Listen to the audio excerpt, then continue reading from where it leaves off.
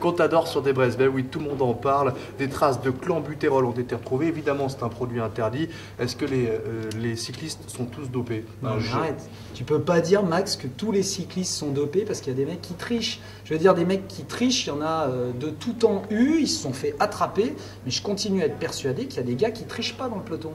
Alors, on va juste faire un petit point historique. Allez tous sur l'INA, le site, et retrouver des anciennes interviews qui datent de 1940, 1950, un peu plus tard même, où déjà, à l'époque où le dopage faisait l'affiche avant le Tour de France, et bien déjà les coureurs en parlaient. Ok, il y a des gars qui se chargeaient, ok, il y a des gars qui l'ont dit, hein, je crois que récemment, eh bien, Laurent Fignon, le regretté Laurent Fignon, l'avait avoué aussi, il s'était chargé avec certains produits. Mais je continue à penser qu'il y a des gars qui roulent à l'eau claire, et c'est vrai que prendre des gens, éventuellement comme Contador, parce qu'attention, il n'y a rien qui est prouvé contre Contador, Max, prendre des gens comme ça sur le fait, eh bien ça peut donner leur chance à des mecs qui tournent à l'eau claire et qui en ce moment ne sont pas récompensés.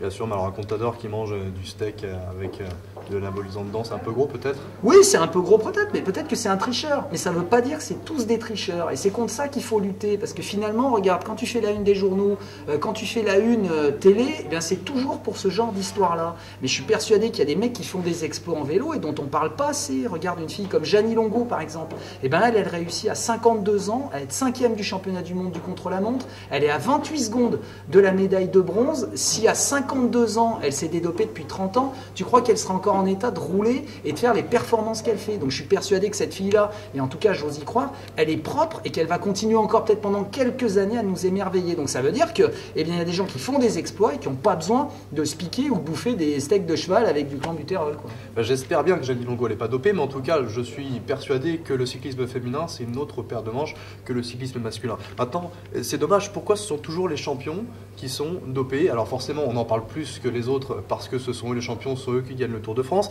Je veux parler de Lance Armstrong aussi. On a entendu il y a 1 an ou 2 ans un de ses coéquipiers qui disait bah oui, bah dans le camion lui aussi il changeait son sang pour avoir un sang qui soit un peu plus performant. Mon grand, il faut arrêter, il n'y a rien qui est prouvé sur Lance Armstrong, il y a des rumeurs. Alors bien sûr, de toute façon quand tu gagnes, tout le monde propage largement des rumeurs parce qu'on n'aime pas les gagnants chez nous. Ce gars-là en tout cas, il a été suivi, il a subi des contrôles matin et soir, tous les jours, d'accord? On n'a rien trouvé. Donc ça veut dire que peut-être qu'il faudrait reconnaître qu'il n'y a rien que des rumeurs autour de Lance Armstrong. Pourquoi tirer sur ce gars-là alors que finalement c'est peut-être que des rumeurs?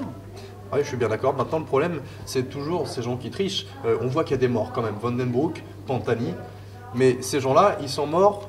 Et après, on a dit, bah oui, ils sont dopés. Mais parce que les gens, les médecins qui donnent des drogues, pas des drogues, pardon, mais du dopage à ces cyclistes, bah, ils ont toujours une longueur d'avance sur ceux qui essayent de les contrôler. Et ça, malheureusement, on n'arrivera jamais à rattraper ce retard-là. Et tous ceux qui sont des tricheurs, bah, on ne pourra jamais les rattraper qu'après. Moi, je suis pas d'accord, Max. J'ose espérer qu'en fait, on va mettre plus d'argent sur les contrôles antidopage, qu'on va réussir à éliminer toutes les brebis galeuses. Et si Contador est une brebis galeuse, eh bien, il faudra le suspendre. Et pourquoi pas le suspendre à vie. En tout cas, de toute façon, je crois que c'est pas ce genre de cas qui nous mettra d'accord. La seule chose sur laquelle on est d'accord, c'est qu'on aimerait bien voir d'autres titres parler de vélo avec des mecs qui réalisent des vrais exploits.